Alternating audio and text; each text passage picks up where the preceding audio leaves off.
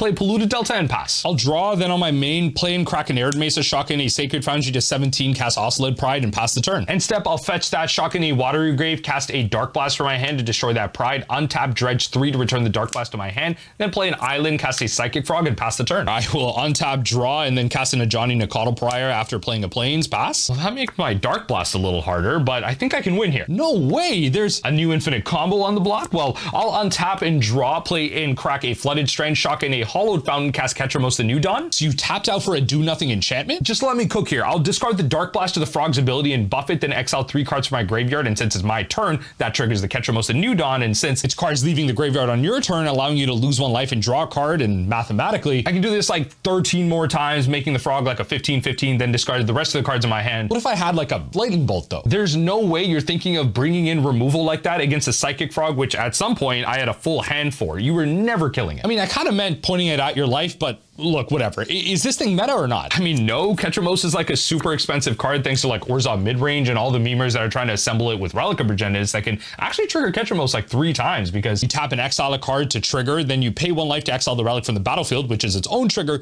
Then when cards get exiled from the graveyard, that's a whole other trigger. I mean, wait, honestly, that kind of might be good. What are... No, stop. Don't let the Urza Saga players believe in more nonsense. Okay, you're just mad that Tasha's Hideous Laughter doesn't trigger it, huh? I mean, Surgical Extraction does though. Don't make me unleash a Ketramose mill deck on all of y'all.